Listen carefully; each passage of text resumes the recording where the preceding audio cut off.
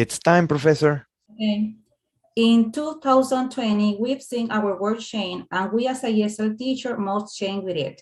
Good morning, Professor Miguel de Leon, coordinator from the English department, Cruz Veraguas, professor from the English department, and their students. The conferences committee has the pleasure to present some interesting topics related to the new ESL trends in a digital world. First of all, we have the first conferences by Professor Celso Bosque. His topic is the role of translator in a digital world. Professor Celso Bosque has a doctorate in human development and social with a major in English, master in English as a second language methodology, master in higher teaching with an emphasis on anthropology, postgrad in communication strategy in English classroom, postgrad in higher education. He's currently professor at the National University, famous university, and regional supervisor of education, Meduca, certified public translator. With you, the Professor Celso Bosque. Good morning, ladies and gentlemen, dear teachers and students. For me, it's a pleasure to talk to you in this early morning and congratulate all the family of the English department. The conference I'm going to deliver is called The Role of a Translator in a Digital World. This is a very important topic because you know what are the moments that we are living today. Words travel worlds, translators do the driving. Digitalization is about using technology to do more and do it better. It is very important to do something, but every day, every single day, to do it better. The first part of the conference explore the general aspect of humanities and linguistics in the digital environment. The second part focuses on language translators. I'm going to give you some tips about who is a translator in this era. And the last part is focused on the teaching and learning in this moment of changes, because you know, the entire world is living a very crucial era. We live in a digital era. Society lives daily with new technologies and has adapted perfectly the changes brought about digital transformation. Every single thing has been transformed, especially these 2 years that we have living with in the pandemic times.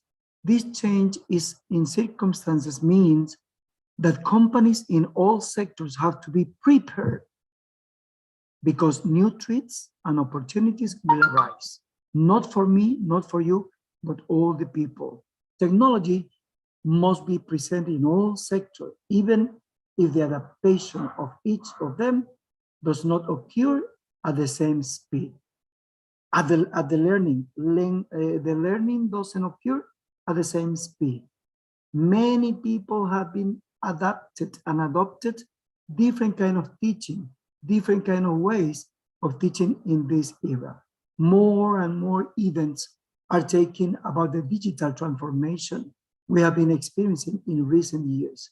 In this sense, it is not only marketing conferences that talk about the relevance of digitalization, but all sectors are already aware of the repercussion of this concept. The concept is very broad, although there are difficulties in many sectors. In this conference, I have decided to focus on the impact of the translator in the digital era. The emergence of apps and their relevance in digital transformation, innovation have reached almost all sectors, and the translation industry has been no less, despite of the fact that translation services require an inordinate amount of attention and several revisions. Several companies have emerged that have decided to develop an app instead of providing the traditional human service. The emergence of COVID-19 has brought about a significant changes in our lives. One of them may have been the digitalization of sworn translation.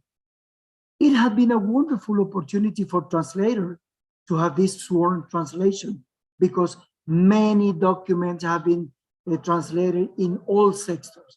Many sectors have had to adapt to this situation in order to continue their business activities, while others have no choice but to close their doors. The translation sector have been one of the best able to weather in this scenario. Sworn translations have been taken a step forward by incorporating the digitalization of sworn translation with the aim of being delivered to clients via telematic means while maintaining that much needed legal validity. It has been an opportunity for translators all over the world to make a great effort to do their job, but in a very, very good way. If the wake of the healthcare crisis, the technology revolution have brought about major changes in trends as well as in the organization of companies. But to understand this change is necessary to focus on the technology. Understanding by technology the way we do something. Many people think that technology is referred to computer, radio, a cell phone. No, technology is the way we do something new. For this reason, I speak about technology in education because technology in education is doing something new in different ways, supported by the technological devices. In contrast to this main benefit, the disadvantage lies in the quality of these translations. The fact that they are not done by experts, more are automatic, implies a reduction in quality, which although not as low that which can come from a traditional online translator, can be quite considerable. Traditionally, translators had to use the dictionary or other resources. Now we have the tendency of doing something using the digital world. Therefore, this innovation can bring several advantages, mainly measured in terms of time and money saving. Time saves money, but they require human attention to achieve the desired result because the translation will be done for human. Here are some numerical data that have caught my attention during the analysis of this topic. For example, 4 of the 10 most innovative brands in the world belong to digital companies. Companies as important as Apple, Google, or Amazon are leading the way in going digital, focusing on the customer and adapted completely. This is what every traditional company should achieve. In Spain, only around 20% of small and medium-sized companies use the internet to expand, compared to 60% of large companies. This may be due to their low technology intensity compared to the rest of Europe.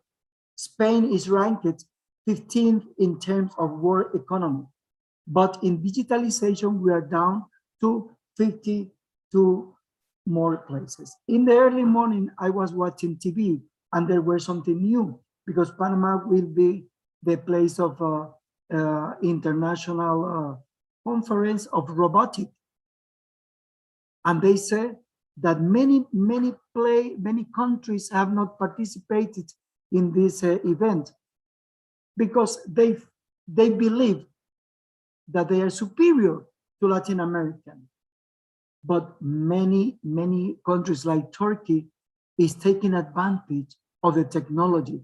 And they say Turkey will be in Panama showing how the digital era have evolved in these countries. In fact, translation and digitalization have dismantled the barriers between nations and function as bridge between countries to make human effort meaningful and useful. Digitalization has always been an important part of translation, of course, but keep in mind that digital is different than virtual. Two tendencies. Virtual is one aspect, digital is the other aspect. Do not confuse. The term translation technically connects the art of recomposing or reproducing a work from the language. It means the corpus. It is important for you to know specifically the corpus into the target language. What is the corpus? The text you are going to translate without losing its original flavor, because it is important that a translation be done by a person, by a professional. Remember that there are two tendencies also. Professionals are one and occupations are the others. For being a professional of the translation is one thing, and if you translate but you have no certification, you are an occupator. And we need to be certified by the Ministry of Education as a translation. Right? Translation has been a key factor in the development of culture and world of the literature. In fact, in this age of digitalization, translation have become a necessity. It is a necessity.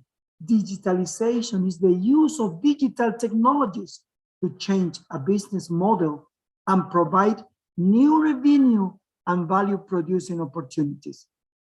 It is a process of moving a digital business. Digitalization, which usually refers to the renewal and integration of economic, political, and cultural systems across the globe, has been possible because of translation. Digitalization is a process by which something real or physical tangible is converted into digital data so that it can be handled by a computer itself. Digital in nature, modeling it, modifying it, and using it for purposes other than its original purpose or function. That is, we go from a continuous reality or what we see at the microscopic level as such to a discontinuous reality made of bits, zeros, and ones. Since we live in a global world, we must consider translations as an allied activity that keeps pace with digitalization, and not as an activity isolated from the globalization process. Globalization involves the whole entire world. Digitalization, which began essentially as an economic process, has permeated almost all spheres of human activity, both nationally and also internationally. As a result, people have become members of a digital community. Noam Chomsky, has aptly described this as international integration. The internet has played a key role in this integration process by bringing people together, meeting together. It has connected people through websites and networks. More importantly, it has made nations interdependent and interconnected. Now, no nation can sustain, survive, and function in isolation. Shakespeare said, "We are not islands, we are part of a continent." The same is true for human beings, who cannot remain obviously to a cascading effect of digitalization. It is a cascade, one by one. A person in the remotest part of Veraguas province can now eat Nestle or Coca-Cola products and dance reggae or electronic music, because the digital aircraft in such a scenario, all indicator of the developments as economical growth, political evolution, and advances in science and technology point to the need for global balance. But in the translation sector, we see a total different picture. Many books in regional minority language have been translated into English. In the last diplomado I was delivering, we reflected about the translation of literature in Panama. Panama has not translated good books because people do not devote the time to translate, and the literature world demand Panamanian literature. This has made English more popular than before. The demand for people translated from regional language into English has increased. Fernando de la Rosa also explained the differences between virtualizing and digitizing, and how many companies have moved their work to a digital and remote plane. However, this fact, despite being done in a digital environment, is not considered digital transformation, since it is necessary to make change in the work process. Now, it is important to have a refreshment about the role of language translation. Yes, it is important for a language translator, to know many tips, many aspects. Who is a translator? Is a specialist who has above average skills in communication, language comprehension, and writing. A good translation is part of diplomat, part linguist, and part author, and also he or she is considered a public notary. He or she is an authority. What he translates should be true. The core of a language translator's job is to take content from one language and put it into another. A translator works through written documents. It is not an interpreter. Interpreter is another job, is another occupation. Interpreter deals in lead.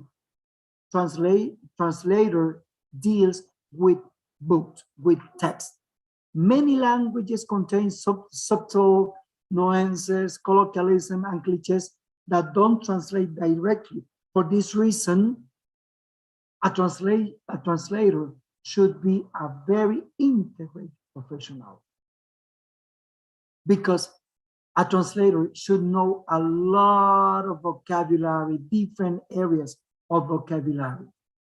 Pay close attention to the content of the messages. Identify relevant, inappropriate, or uninteresting topic for the target audience. It is better to translate less than to translate badly. I repeat, it is better to translate less than to translate badly, because commonly everybody said, I speak English, I am translator. No, you need a preparation, you need a training. A translator has to translate a text from original language to target language. The reader belongs to different regions of the world, known the culture, the philosophy, tradition, and social or historical facts, and belief from translated words. The ethnography is very important for a translator to know about. Pay special attention to the ethnographic part and the variant of the language. And a translator should be immersed in this word when he or she is going to translate a corpus. In digital age, the world has improved in all fields, such as trade, business, medicine, education, and research. Many people know their country practices, beliefs, suffering, environment through books. Translator plays a major role in translating into target language in order to appeal the worldwide audience. Machine translation reduces the time available in low cost. Translators have to spend long hours or even months to translate a work of art. I remember 2 years ago when I won a project to translate approximately 5,000 pages of a project. It was a demand, a legal demand. And it took me time, devoted time, because as I told you before, we act as a public notary, and we should be serious in this role. The paper explored the new technology advancement in translation and at the same time the need for translation in the future.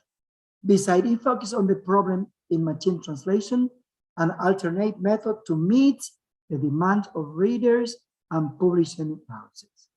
There are the most common requests for those seeking to hire a translator: fluency in language, the Mosophic cultural knowledge. I mean, the ability to speak and write fluently in at least 2 languages is the top of skill of a translator. A good demonstration of written communication skill. Something happened in Panama because the written communication in Panama is not good. Sometimes I think by myself, why the majority of our students in the English school do not write thesis?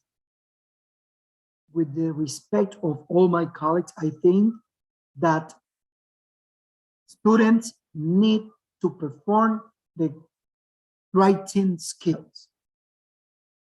Not only our English students, but also in different faculties. The problem is a thesis. It is important to have a wide variety of rules, a punctuation mark, every single thing that demands a good writing. Software and web proficiency, it is important. It is important to have master domain of this. Excellent researcher. A translator should be an excellent researcher. Attention to detail, high level of accuracy, excellent ability to work under pressure and meet deadlines, basic knowledge of topic at hand, different topics, legal, medicine, engineering, astronomy, etc., different topics, basic knowledge, right? Active listening, and the most important, organization. And now I know the standard that follow the translation of work. Do not translate literally. Many people tend to translate literally. No, you speak English. I know that we speak English, but you are not translating. It could be that you can act as an interpreter. Each language has its own vocabulary, history, and humor. Therefore, a good translator must master the language, but also the local culture, as I told you, the demosophy, the ethnography, right? In order to extract references from it and or adapt puns or expressions. Translating word for word is not what we are looking for. No, there are many techniques to translate. Do not ignore the technical elements, the techniques. Localizing a website also involves localizing all its technical elements for URLs, backlinks, codes, or metadata. They are essential for the references of your site on local research engine. These are typical actions a translator must be able to accomplish. Pay attention. Understand the purpose and meaning of the original document. Do not translate literally. Don't do that. Interpret. Analyze. Think the environment where the translation will be focused. If it is in the engineering field, adapt to the engineering field. Not at your taste, no. Respect the cultural, the demosophic, I insist in the demosophy, and the ethnography. Decide and weigh the word voice choice for a new language. Recreate document formatting and edit document for accuracy and clarity. Literary translation needs creativity while translating drama, prose, poetry, and novel. A translator focuses on rhyme, meter, sound, etc., while translating a poem or poetry into target language. Many years ago, I tried to translate some books of Carlos Francisco Chamartín. He's a very unknown Panamanian author, but sincerely, I told you, it is very difficult to translate Chamartín because he used a colloquial language, and in English we have not these words. Then we have to adapt this colloquial language to a standard language, a language that people can understand the style of Carlos Francisco Chamartín. Not all the people know this Veragüense author, but I recommend you read the works. What are the important role of translator? The main role of translator is to send the message across without any form of distortion or emphasis. The main job of translator is simple: provide an effective means of communication. Efficient communication is not only to translate an original corpus, word per word basis. No, not only this. What is digital translation? It's another part. Rather than being informed by user experience research, digital translation software is designed through machine algorithms that predominantly measure grammatical and lexical accuracy. Most current digital translation tools operate on a translation work. The digital translation policy, new technology, and specialized translation, online resources for terminology management, translation of online advertising or subtitling. What is digital technology? Digital technology are electronic tools, systems, devices, and resources that generate, store, or process that data. Well-known examples include social media, online games, multimedia, and mobile phones. Digital learning is any type of learning that uses technology. It can happen across all curriculum learning. Then we also can say that digitalization means analog to digital conversion, or digitalization consists of the transcription of analog signals into digital signals, with the purpose of facilitating the processing and making the resulting signal more immune to noise and other interferences to which analog signals are very more sensitive. Due to the technological advancement in the field of translation, many organizations are using artificial intelligence. The acronym is AI, in the form of machine translation, MI, to reduce the cost of translation. Artificial intelligence enables automatic translation platforms such as Microsoft Translator, Google Translate, and recent release Amazon Translate, having the last 24 months take us to great leap forward accuracy. Translation has the production and circulation of global information. I told you at the very beginning, we're living in a global world. We're living the globalization. I don't say globalization, I don't like to use. I use mundialización. This is what I know instead of globalization, because it involves the whole world. All it flows possible across different linguistic communities and culture. Digitalization refers to creating a digital representation of physical object or attribute. For instance, we scan a paper document and save it as a digital document in PDF, for example. In other words, digitalization is about converting something non-digital into a digital representation or artifact. Digitalization is not new. It is essential, beginning with the advent of computers in the year 1950s.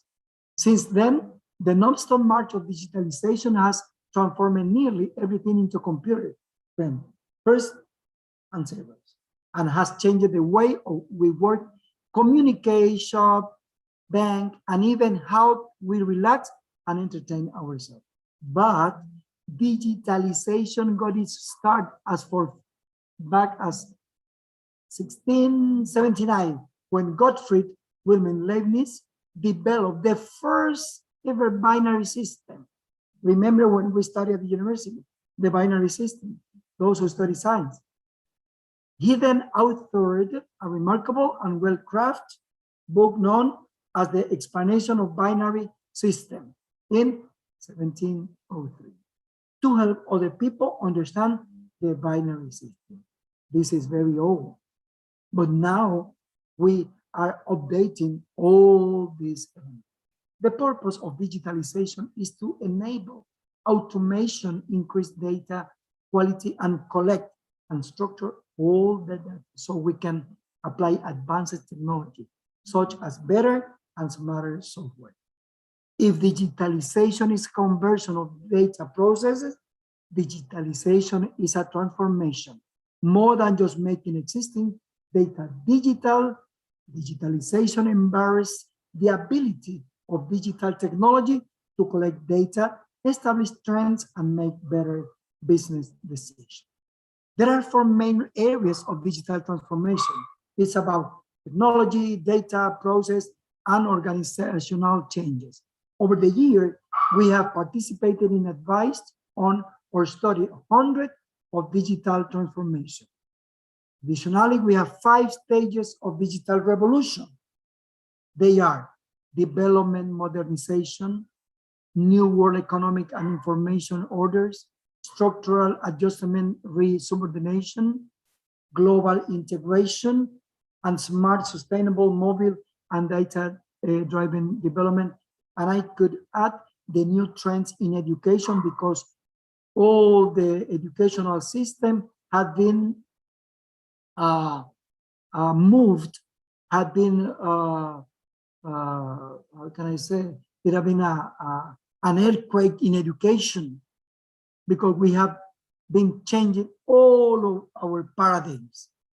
What was new for us 2 years ago, now is very old. We have to renew our knowledge. Then, a translator in a modern world enables effective communication between people around the world. A translation work may lack its originality and fresh, but carry the information of culture, traditional practice, belief, and myth all over them. Then, human translation cannot be replaced by machine translation. Translator portray the color of life. It's made by human. The growing demand of translator increases, however, robots and machine translation also exist, but it is not the same. It is different. Machines will be machines, human are human. The field of translation will be flourished in order to meet the demand in all fields, such as medicine, business, scientific research, archaeology, education. In the digital age, transformation also carried information worldwide, either through technology or any form of writing, is either to instruct values or give aesthetic appeal to read. It is important to keep in mind the ethics in translation, because human translator will retain the value and express the originality of the text. This is ethics. Human translation will exist in future through advancement sorry, in machine translating gain popularity. Then, conclusion. To summarize, it is important to state that as our world becomes increasingly interconnected and interdependent, the ability for business and relationship to function between languages will become even more necessary. Language translators related professions will become increasingly important, as will the need to understand exactly what they do. A skilled translator can open a business up to millions of new customers, or help medical professionals save the life of someone on vacation in a faraway place. For those who were raised bilingual or have always had a passion for language, this is also an opportunity to use your skill set to make a considerable living. As digitalization is increasing, requirement of translation services is growing proportionately. It is expected that globalization is going to affect the translation industry in more profound manner compared to other industries. Translation is an industry. The opportunities are endless, provided you have the quality and competence to deliver good work on time. Translation is said to be a multi-billion-dollar industry in the near future. So there can be no better occasion that is to start a career in translation. Digitalization is using technology to do more and better, to which he points out this process must lead to improvement in companies, giving rise to action and changes that you wouldn't even think about. Then the translation industry has undergone major changes recently, but these have not meant the demise of the translation profession.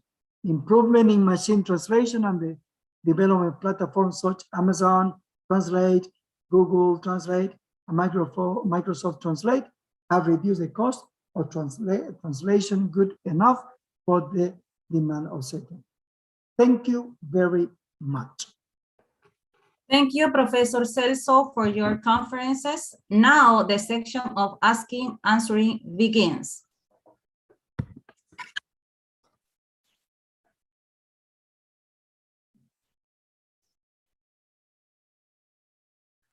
Okay, good morning. Those people that if you want to make a question to ask a question to Professor Celso, just be free. Microphones are on. And I don't know, any question? Feel free to ask some questions, some tricks from translators.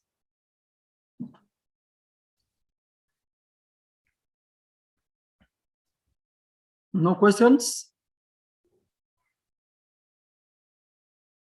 Or it was understood or you didn't understand? Professor. Okay, Lucas, right? Lucas Aparicio, Emmanuel Navarro, okay? What is the difference between an interpreter and translator? Okay. Remember that the translator deals with text, with the written word, simply. Translator deals with the written word. Interpreter deals with the voice. You, as an interpreter, work with your voice. And all the time, an interpreter should be behind the person, not in front, not beside, behind. Simply, translator, Okay. written works, interpreter, voice, audio, speaking. This is. For being a translator, you need to have a license because we have to check it out in the Ministerio de Gobierno y Justicia, Ministerio de Educación, and different ministries that deals with these documents. That's it. Question? No more questions. Okay. Now we pass to the second conferences. Okay, we have Professor Marvin Hernandez. His topic is technology, ESL instruction in pandemic time.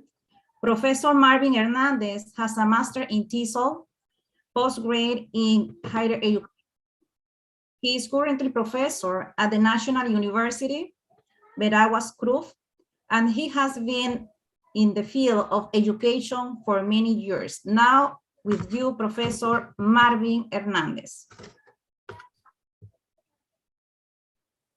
Okay, good morning, everyone. It is a pleasure for me to be here in front of you, sitting behind maybe a camera and a computer. Okay, I want to tell you welcome to this session, which is based on technology and ESL instruction in the pandemic time. Well, I have been teaching this type of topic to some students here, and I suppose they are here now, how to teach using technology. In this case, let's talk about some ESL instructions. What are some good app or maybe website platform in order to promote the learning process? But not just the learning process. We don't have to talk about just learning. We have also to talk about teaching process. Let's move on to the next slide, please. So here I have some pre-questions to you. May you click on, please? Okay, can you mention some, listen, I am gonna be reading my computer because I am not using my computer in order to present. I'm using my cell phone in order to guide you in this process. And that is why I'm gonna be looking to my computer. So can you mention some technological advancements in the COVID-19 era?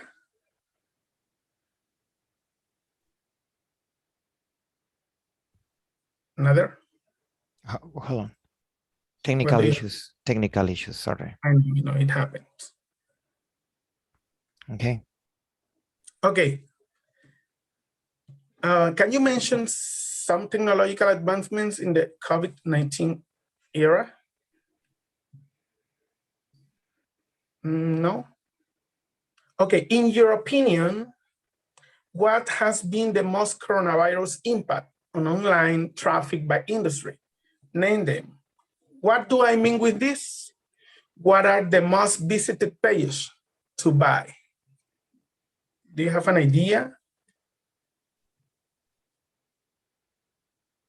No? Okay, what do you understand by e-learning? E-learning? Have you listened about the term? What about some ESL instructions that we are using with the pandemic or during the pandemic? Maybe what about Moodle? What about others?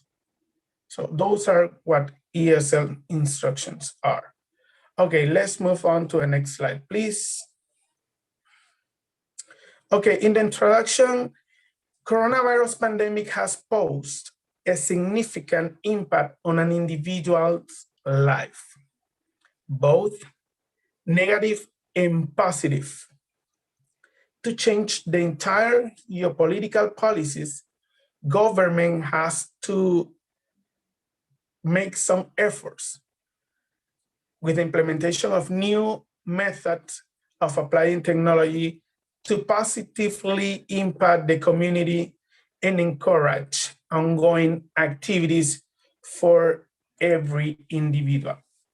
So we have to take into consideration that the pandemic has changed everything. The way we learn, the way we live, okay, what we do, okay, everything that we used to do as a normal, let's use this word, as a normal way. Let's move on to the teaching and learning process. Go to the university, also go to the classroom to teach or to learn in a face-to-face way has changed.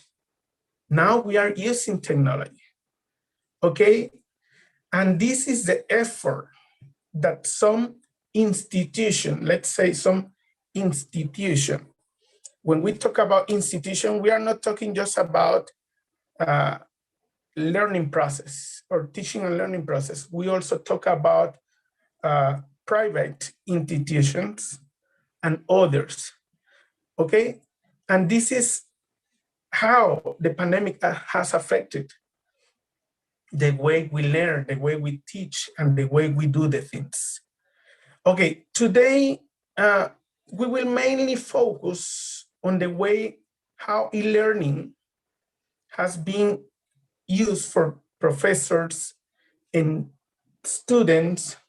Also, we are gonna be dealing with online purchasing or merchandise, sorry, and the use of, instead of paying in a cash way, how contactless payment has been introduced in this era of COVID-19.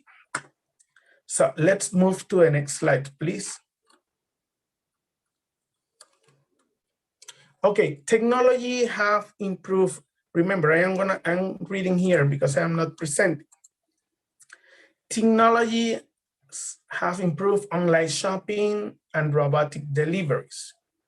This is very true. Click on this, please. Okay, after the outbreak of COVID-19 in the world, technological advancements has been used to promote and enable business to continue running throughout. COVID-19 has transformed online shopping from occasional to a must globally to minimize the movement of people all over. Have you seen the picture there?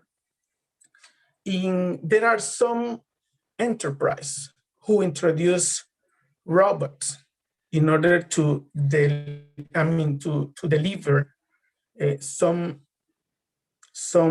let's say, some items. And why? The question is why?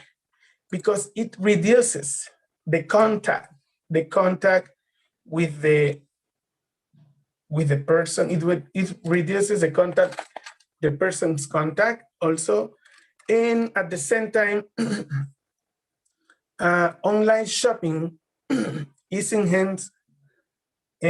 When we talk about robot, we are being used as means to deliver food supplies and other commodities. Also, let's say Panama.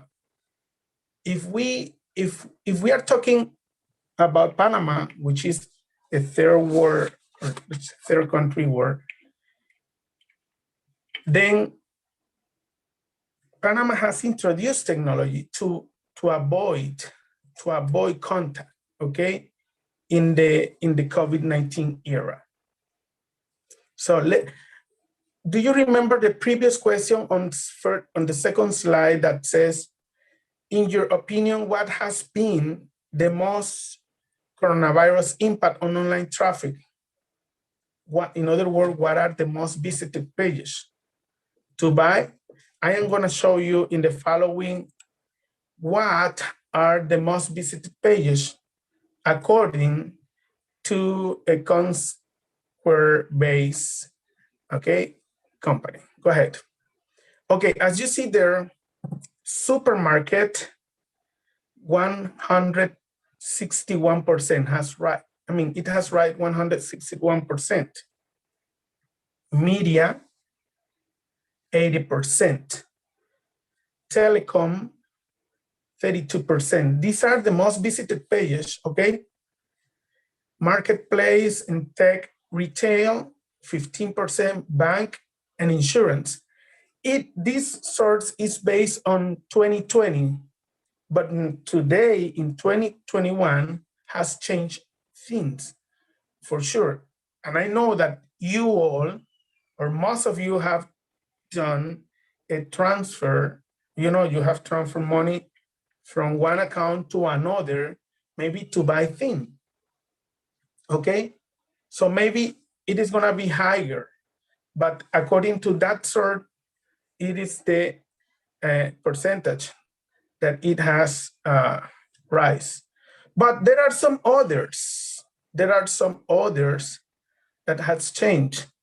Sport equipment, instead of rising, they have reduced the people. The people, when people try to visit those pages. Sport equipment, 15% less, 18% less. Retail healthcare, cosmetic for women, 20% less, 21% less, home furnishing, 27% less, fashion, luxury, 32, jewelry and watch. Professor Marvin, 5 minutes more for the presentation. 5 minutes. No, I started at 9:40. Okay. Okay.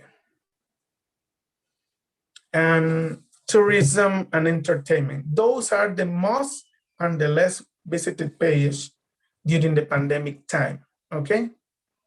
Now let's move on to the next one.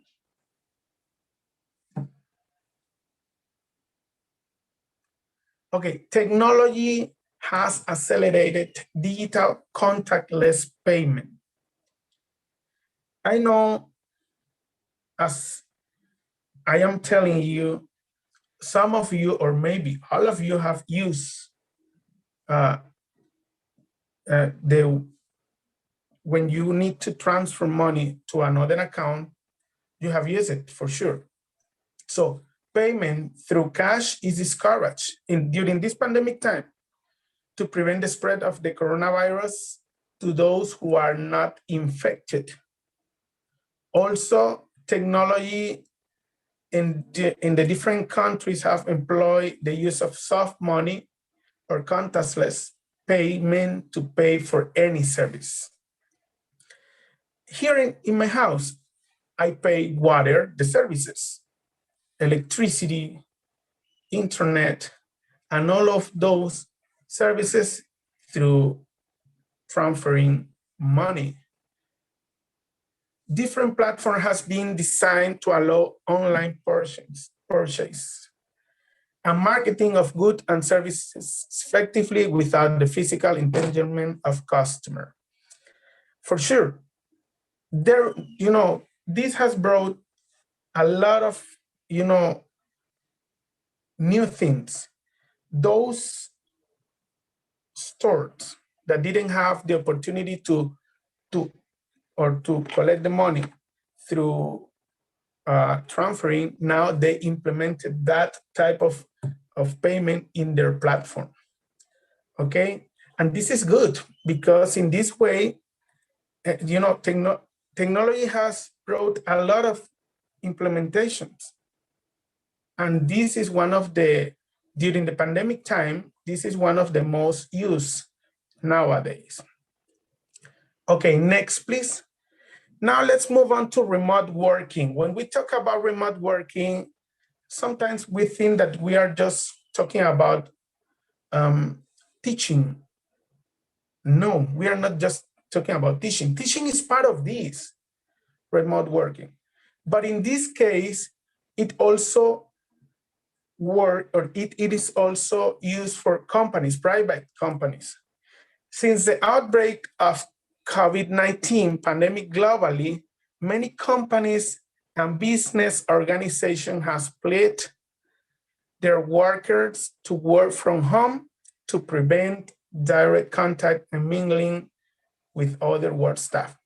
They have forced their workers to work in that way. I mean, you cannot be in the company. You have to work at home if you want to survive during this pandemic time. Also, it imposes a lot of challenges to employers and employees, such as security of information and privacy. Anytime that we are trying to, I am gonna use the example of teaching. When we as professors try to sell some information to you, the students, we have to have the open, let's use this word, open file. We have to open the file, and if it is not privacy, then we can use it. There are some professors, I mean, they don't care, but there are others that we have to take care of this. Okay, so security of information and privacy is very important nowadays because of the pandemic. Got it? Because of the pandemic. We used to download a lot of information, but is it secure or not? Is it secure or not? Do we have to publish this information, or can we publish this information or not? We have to think about it. Okay, next, please. Distant learning.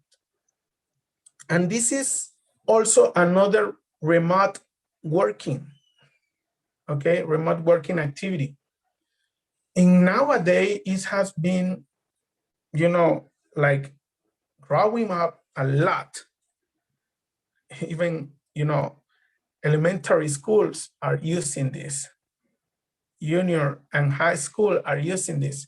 And for sure, universities cannot be behind. So we have to use distant learning. Sometimes we think that distant learning is just send information and that's it. No, it is not the way of distant learning is used. So let's read what we have in there in the slide. Many institutions started offering online classes through online platforms, such as Google or Zoom, to ensure that the quarantine measure didn't disrupt education. And at the very beginning, pandemic, you know, caused a lot of problem on teaching and also on learning, for sure. Electronic documentation reduces person contact, for sure. Nowadays, your professors are sending information through, okay, I am using Moodle, but there are some other professors that are using other type of distant learning, okay? And in this case, we reduce the contact, okay? We reduce the contact of person to person. Students engaged in distant learning are getting skilled, pay attention to this, in several internet-based technologies, making them think critically and become innovative. I don't know if you have used distant learning before the pandemic. To be honest, I didn't use platform to teach before the pandemic. And I don't know if you have used it before it, but it has forced us to use and to be skillful in different platforms.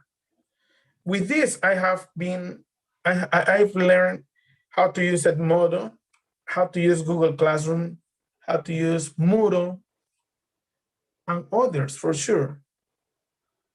But before the pandemic, I didn't use those, to be honest. Also, let's work on e-learning. Let's move to the next slide, please. E-learning, as it is said there, Elmarie Engelbrecht describes e-learning as a concept that uses electronic media represented by the internet, CDs, mobile phones, radio, or even television in order to provide distant learning and teaching. Guys, I don't know, and I for sure you have used this, or maybe your nephew or niece has used them, has used the television or maybe the radio to learn. So in other words, any technological or any electronic media is considered, as Elmarie Engelbrecht, as e-learning activity. Also, e-learning has certain features that facilitate and nurture the learning teaching process because it is a web-based system. The installation of additional tool is not required. And once uploaded, the content is available for user at any time. Guys, with this, you can use the content at any moment. Maybe you love to sleep during or to take a nap during the day. But if the professor posts the information on the web page, on the platform, maybe at 1 a.m., you wake up and then you start reading because the information is going to be available to you at any time. So this is the advantage of e-learning. Okay, let's move on to the next, please. Some e-learning platform in higher education, for sure. When we talk about e-learning, the process in higher education is done with the help of various online platforms, as the one that I already mentioned, Moodle, Google, Edmodo, and others. But not just, what about a blog? A blog is another one. What about a forum? As a professor, we can create a forum and you can start replying, and this promote writing process, okay? So click on the following and on the next, exactly. All the platform have something in common, the internet. That is the only problem. With the situation now, with the pandemic time, it's difficult for some families. But if we want to overcome this pandemic, we have and overcome all the obstacles, we have to make an effort, right? Okay, even though some universities have used e-learning as an additional method before the coronavirus, most of them were not ready for a full online experience. Before the pandemic, guys, there were some masters that were dictated in a distant way, okay? In a distant way. What does it mean? Not all the careers, as nowadays is happening, not all the careers had prepared how to teach, and not all the university, not the career, but the university. They have to invest. They had to invest a lot of money in order to support the different platforms, okay? So not all the university, nor private, okay, were ready to present this type of learning process. Okay, effectiveness, benefits, and downsides of e-learning. Click. E-learning can enhance the educational process. Also here, teacher and students must know how to effectively integrate it into the teaching and learning process. E-learning gained popularity mainly because of its flexibility in delivering education and accessing content and resources. As I told you, you can, the flexibility of the content in the platform, or the availability of the content in the platform, is good for you as a student. E-learning eliminates barrier of space and time. And the most important for you guys is that it allows you to learn in your own rhythm. It is gonna depend on you, for sure. We guide you as a professor, but you have to continue learning at home. Maybe you can read today, you can read 2 hours later, or maybe you can find more information on the platform. Next, please. Just almost finishing. Okay, technology and ESL instruction example, film and video. Video helps to expose students to the use of natural English. Guys, some of my students, and I think they are here, you have to make some videos, right? And you have to send this, and you are going to be exposure to the English speech. Okay? Also podcast. Students can listen to podcasts to improve their comprehension. They can also create podcasts to practice English speaking abilities. Another example is blogging. Maybe, as I told you before, in here, you are gonna be able to practice your writing skills. Sometimes we are good at speaking, but we have to be good also at writing. Next, please. Another way of how the pandemic has been affecting is also the online entertainment. I know that all of you have Netflix nowadays. Why? Because sometimes we are at home and we don't know, and we don't like what the TV is presenting us. We have to look for what we love, what we really love, okay? And then online entertainment, not just movies, but also music, online streaming, okay? And listening to musicians or actors of their choice all over the world, as I already told you. As a conclusion,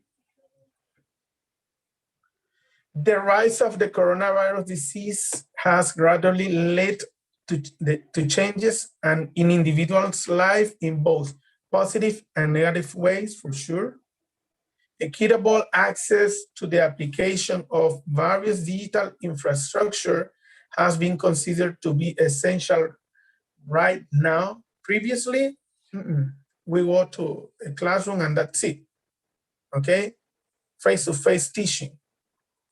The demand for advancements in technology is respond to the current implication of COVID-19 disease, and the advancement of technology has played its best role in ensuring and maintaining ongoing activity without interruption.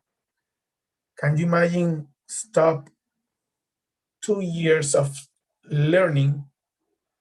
Now, when you go back next year to your university, then instead of being in 4th year, you had to go back again to 3rd year. It is not good for you. Thanks for your attention, and I really enjoy to listen to some questions about this. Okay, thank you, Professor Marvin, for your conferences. Now it's time for asking questions. Thank you. Professor Marvin. Yes, Emmanuel, sorry. It's important to say your name first before your question. Yes. Emmanuel Navarro. Emmanuel Navarro. Hello, Emmanuel. Professor, is the technology actually working for all the students who were 2 years ago in face-to-face classes? For sure. Can you imagine? What about those Are we who talking about doesn't have the university? opportunity? Are we talking about university student, or are you talking about every student in the country, such as elementary, junior, and high school? At university, Professor. Okay, for sure. What about those who doesn't have the opportunity to have like Wi-Fi and these technology devices? You know what happened last year? I remember we as professors were collecting some money to support some students' car. I mean, to buy some students' car to get internet access. Well, as I told you before, we have to make effort of this, okay? We have to make effort as students. If I am a student, I have to look for this, for the way to find, to get the money in order to buy a car. What happens if you don't have the opportunity to take virtual classes?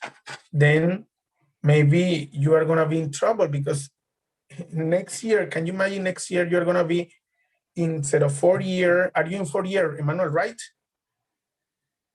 Yes. Can you, instead of being 4 year, you have to start in 3rd year again?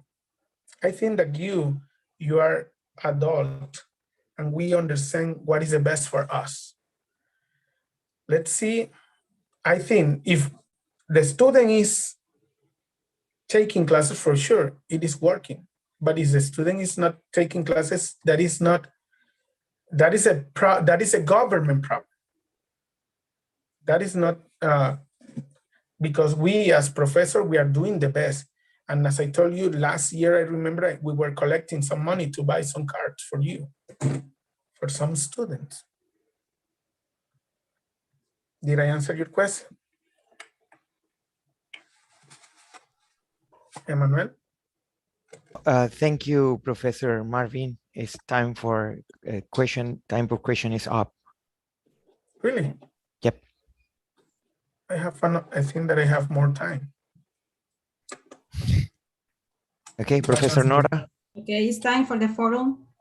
Thank you, Professor Okay. Marvin, for your answer. Thank you for your time. Okay. Now we move to the forum. We have the crisis in higher education due to the lack of digital skills. First of all, we have Professor Irisenia Guevara. Professor Irisenia Guevara has a master in applied English linguistics and a degree in higher education. She is professor at the National University, English teacher at Meduca per 6 years, and certified public translator. Her topic is challenges faced by students at the University of Panama during pandemic. The second professor is Professor Felipe de Gracia. Professor Felipe de Gracia has a master in applied English linguistics, postgrad in higher education, and virtual learning environment specialization.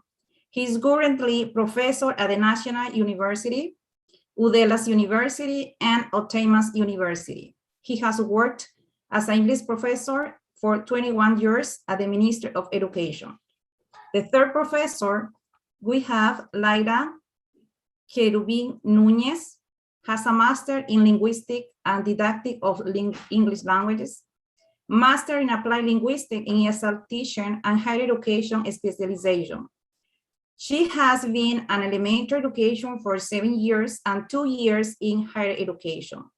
The last professor from this forum is Professor Nader Ali Zuleman, has a master in TESOL, master in linguistics and didactic English language, a master in higher education. He is currently professor in the National University, Latinas University, and he has 19 years working in the Ministry of Education.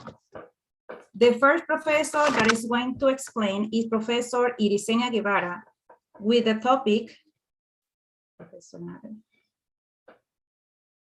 Irisenia Guevara, it's your turn.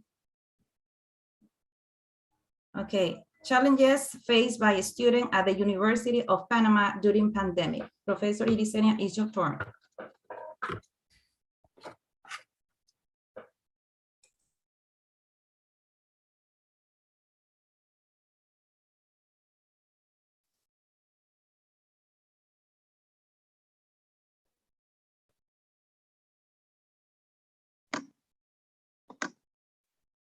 Okay. Hi, guys. My name is Irisenia Guevara, as Professor Nora mentioned before. And I will be talking about some challenges that students at the University of Panama have faced during this pandemic. And I think my topic is related to the question that Emmanuel asked before. So first of all, I would like to mention the limited internet access that students have. And when I say limited, is because I'm talking about when the students have to buy mobile data plans for taking their classes, like weekly, let's say like $3, $5 plan, Yes. and stuff like that. So that's why I'm saying it's limited, especially last year.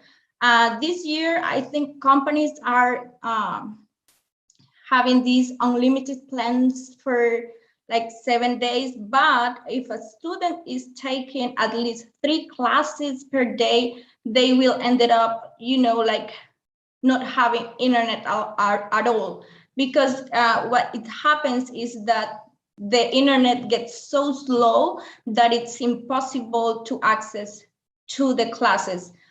So imagine having like 4 days classes and at least 3 classes per day. It's something really difficult for students.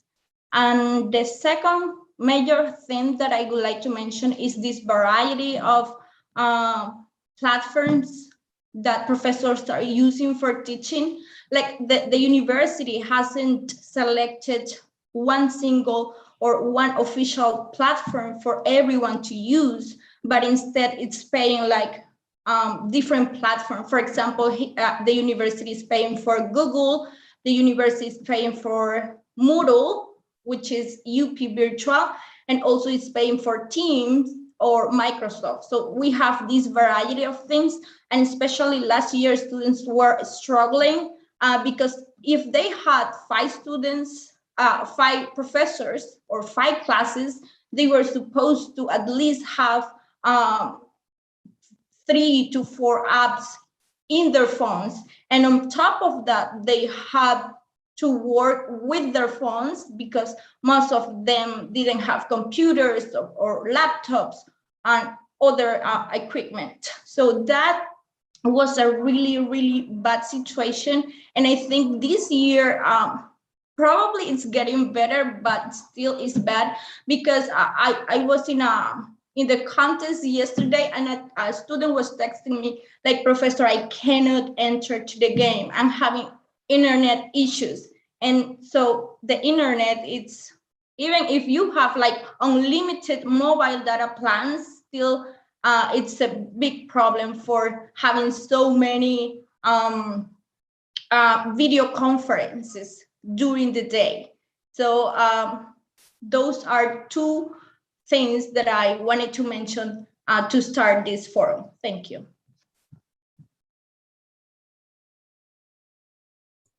Thank you, Professor Irisenia, for your opinion.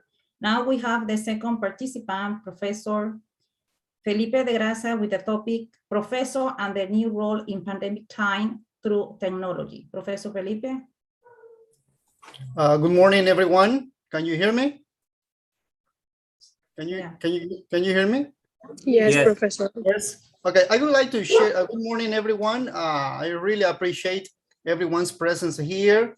It is a really an honor for me to share with you a couple of ideas and to share also with the rest of the panelists and the audience today. I would like to share my screen with you to set up clearly. Let me see if I can see it. Yeah, I don't know if you can see my screen there. You can see my PPT presentation? Yes, Professor. Yes? Okay, let me just a couple of clicks here. Can you see it now? Yes. Okay, then what happened? Professor Irisenia is talking about the student's perspective, some situations that 2020 and 2021 school academic year have been facing, and that's in the side of the students, and certainly it has not been easy. But what about the side of the professors? Then in the side of the professors, it revealed some new role in the professors, okay? And then this pandemic time revealed some weaknesses, some difficulties. And that's why we are talking about this crisis here in this forum. And what happened? Most professors at the beginning, I mean, the majority of professors were not prepared for this drastic, radical shift. We were accustomed to work with the traditional teaching, face-to-face sessions, having the students there in front of us. And then from one day to another, we have to shift to a distance learning, distance education. Then the problems came. Internet connections in the students, internet connection problems with the professors. And then also, in addition to that, these kind of situations started creating an anxiety and stress in the part of professors. Some professors started thinking on retiring, started thinking on hiring somebody to help them in classes. Actually, some professors from other faculties, they talked to me that they have to support themselves with their granddaughters in terms of technology, because it was a shock. It was a real big impact for professors. And then what happened? All these situations created suddenly anxiety and stress for professors. Obviously, this stress and this anxiety causes some consequences, and the consequences rely mainly on our students. Okay, and then what was the core point here? The use of technology. Then the lack of digital skill or being non-digitally literal, having from some sort of digital literacy was the main point here in having the starting point here in having these problems. Then in addition to that, another situation came. The university said, well, professors, we have a situation here and we need to look for different options to contact with the students, to run our classes. And then what happened? It came the situation that professors have to learn how to deal with LMS and some video conferencing options. Perhaps the video conferencing option at the beginning was not that difficult because people were accustomed to use Zoom, to use Google Meet. Some others already knew about Microsoft Teams, having sessions there because we brought some knowledge from Educa, and it was not that big impact. But what happened with the LMS? When we had to deal with the LMS, then many professors started scratching their head. Why? Because this is a big world. This is a big business.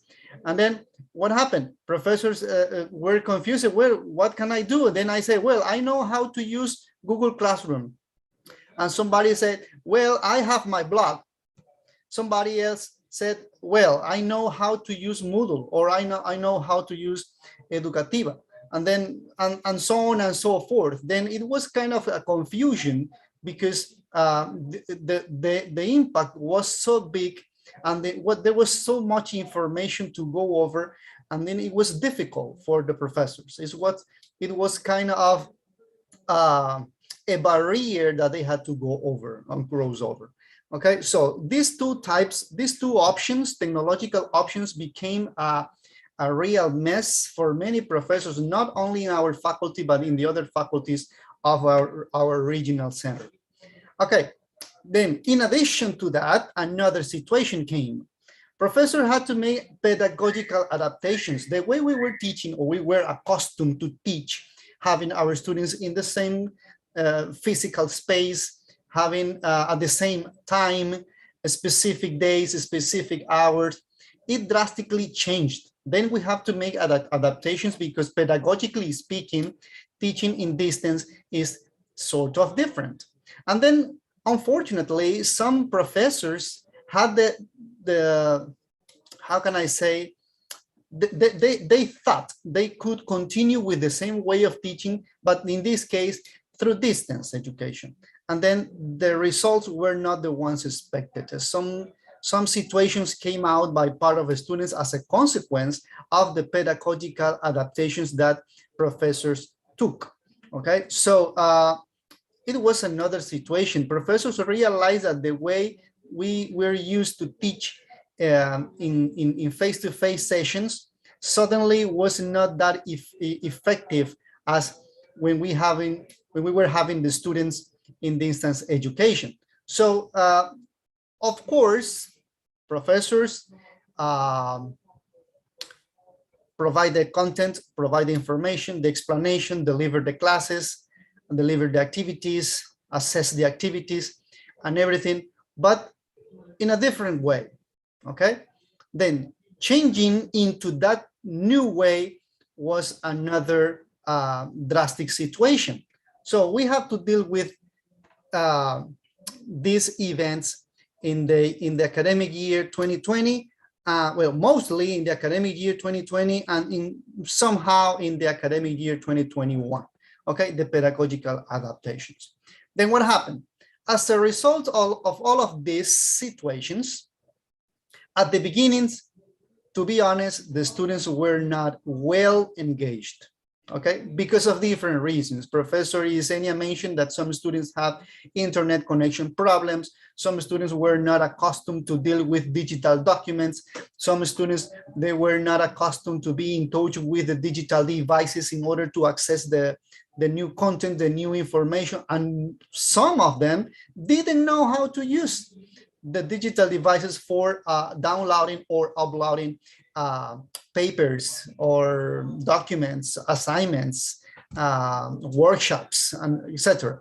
Okay, so the students, because of these situations mentioned before, the students were not well engaged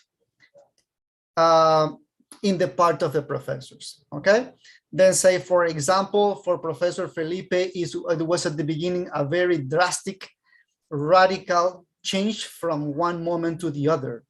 Then in addition to that, Professor Felipe felt anxiety.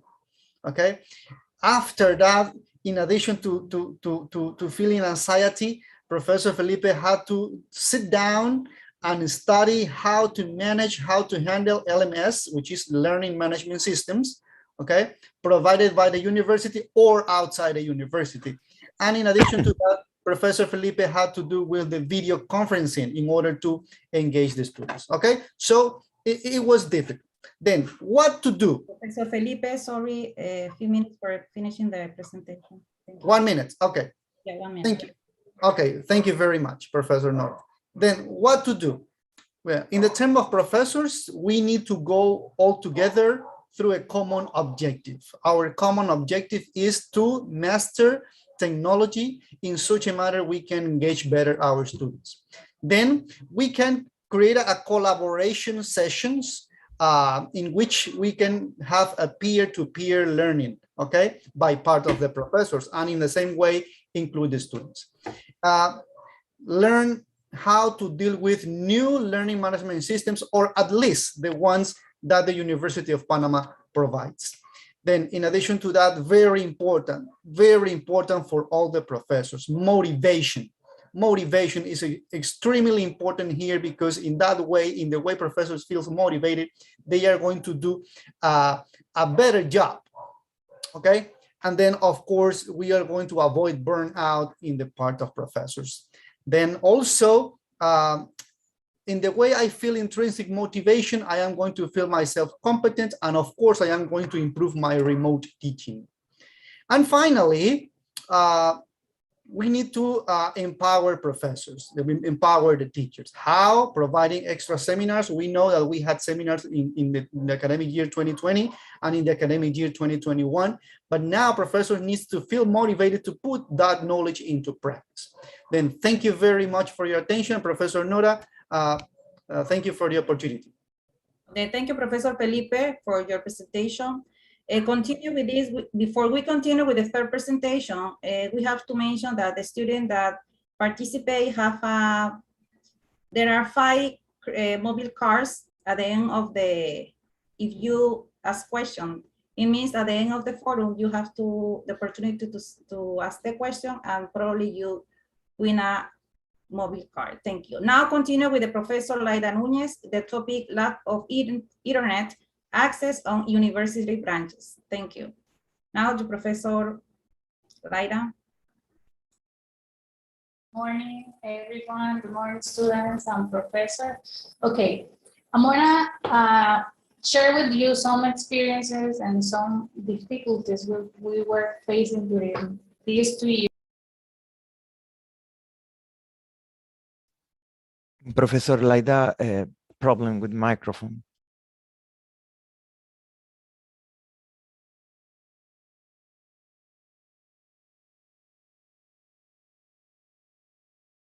Something happened with Professor Nora. Okay, then we continue with the last one, then after in the third position, the last. Okay, continue with the intervention. We have Professor Nader Suleiman with his topic, socioeconomic condition to the higher ed students in ECT distance learning, okay? Thank you, Professor Nader, it's your turn. Okay, thank you, Professor Nora. Thank you to the audience.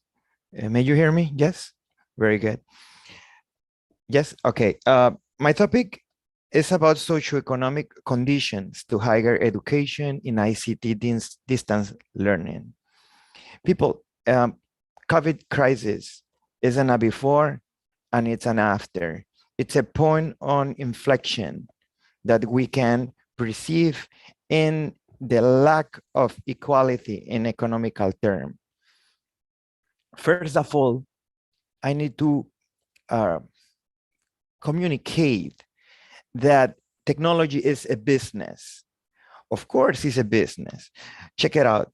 Number one of the situation that affect student in economical term is the equipment. Equipment is a situation. Not all students have the same opportunity to buy the same equipment. Every time equipment are more expensive, and that is producing a crisis in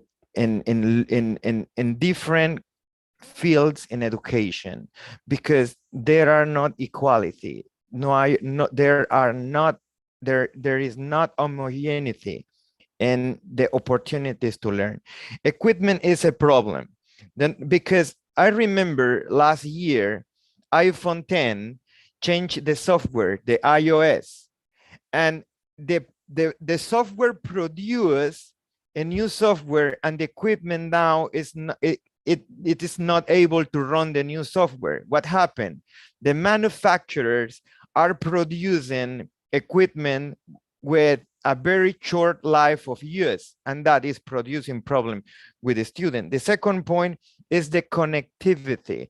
Not all the people have the opportunity to have the same internet. Go to Tigo or Cable Onda, and you are able to change the different plans. If you pay $40, you have one speed. If you pay 60 or 70 or $100, your speed will change according to your economic possibilities. And that is producing problem in the way how people interact. Imagine here in my house, I have 6 or 7 cell phones. And most of cases, when my kids or my wife or my dad is using cell phones, they are connected, and that produce things.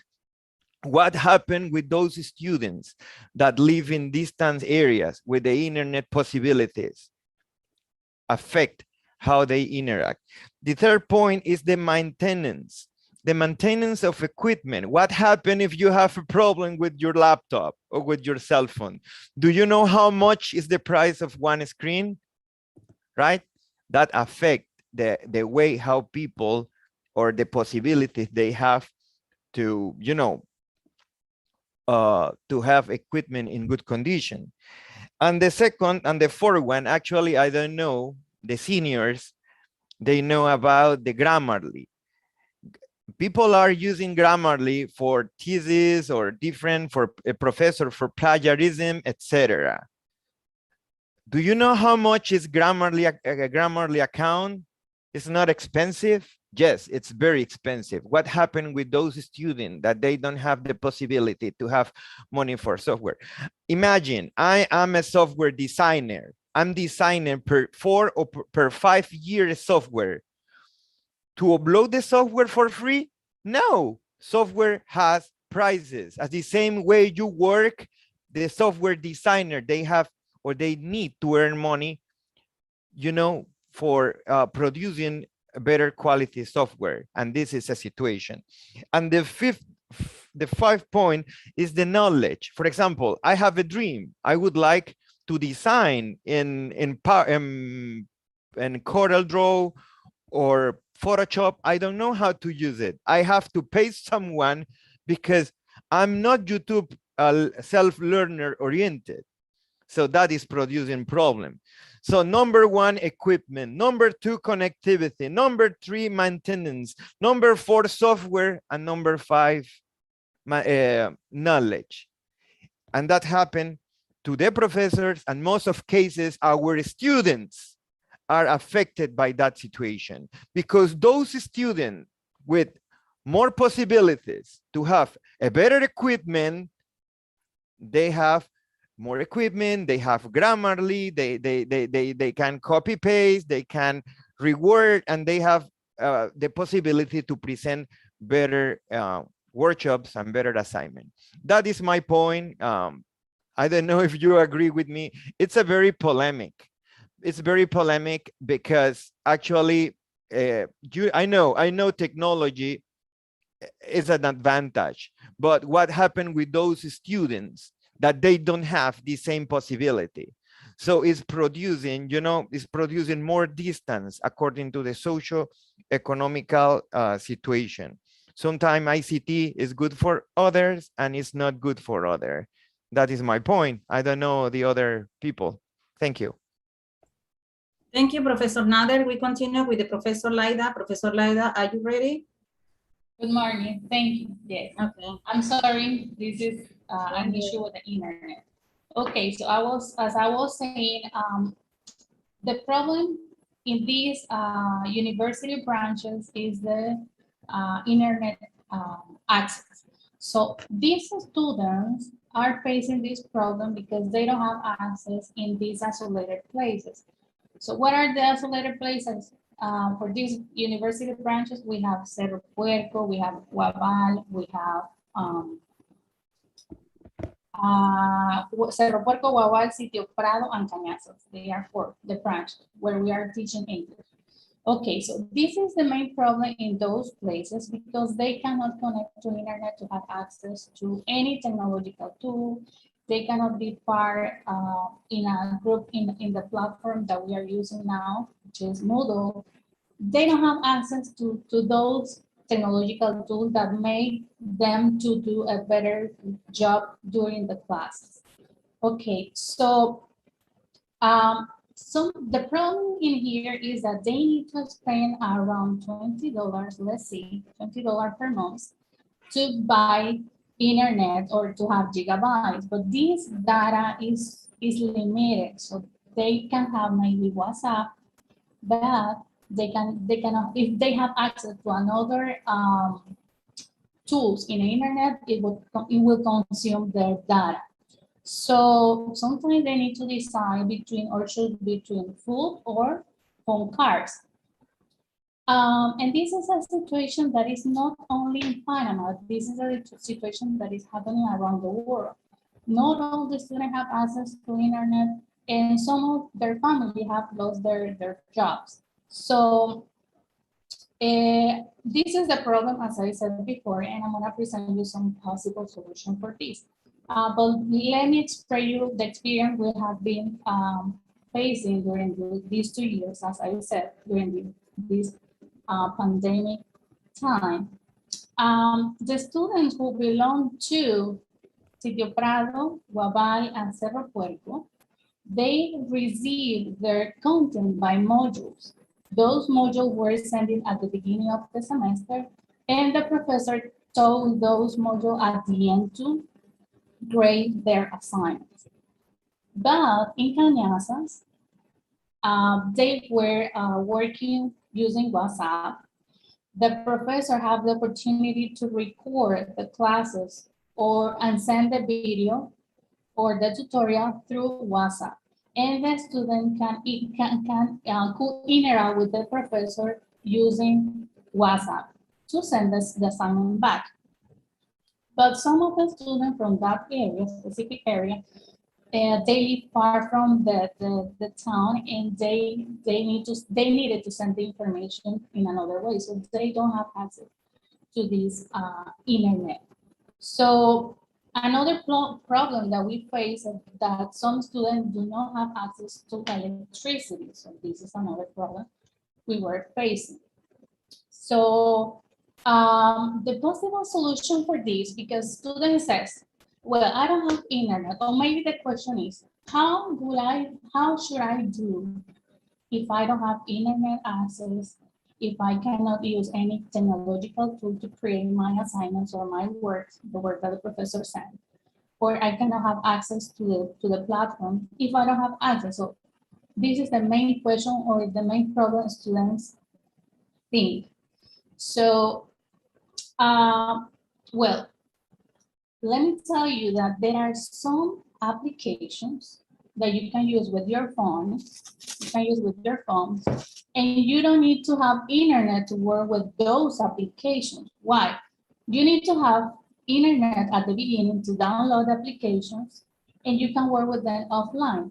You can create mind maps, you can create infographics, you can create presentation, Google Slide presentation. You can record your oral presentations, and you can send that information to your professor through WhatsApp.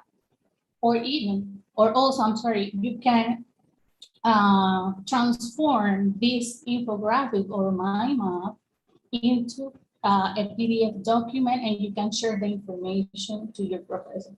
So there's no excuse to say, so I don't have internet and I can do another thing. I just can use pen, paper, and pencil to do my assignment, take a picture and send to the professor. No, you need to make research.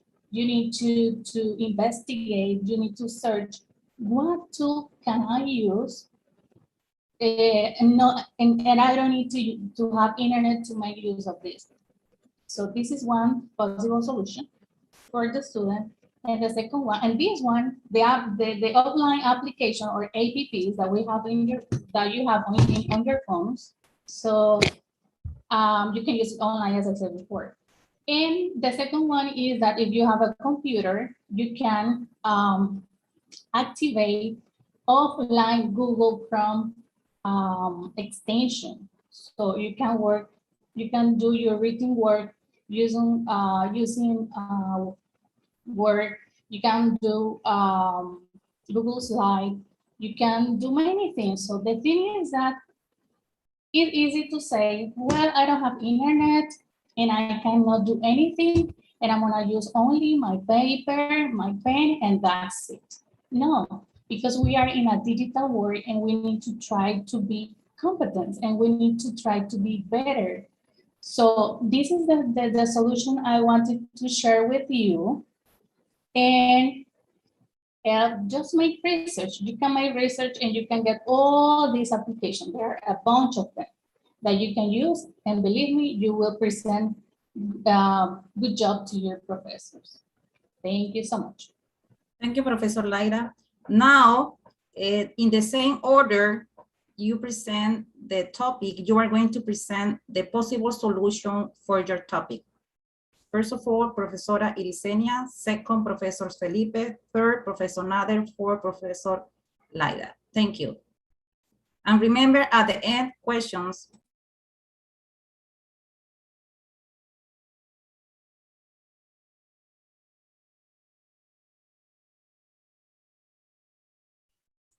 Professor Irisenia,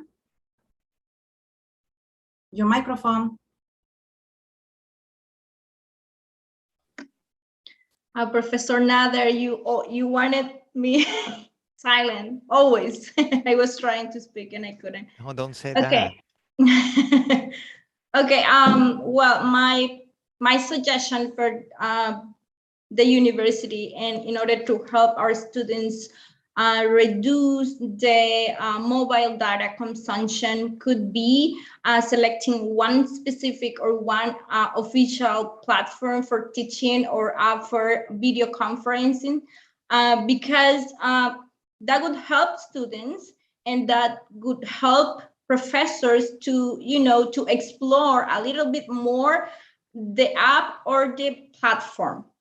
Because if we are using different things, I think we don't get the most of it, because we don't explore it, we don't use the different tools that the platform has for engaging classes, for interactive activities, because I think if we have these kind of engaging activities, interactive activity into the class, students would be much more motivated.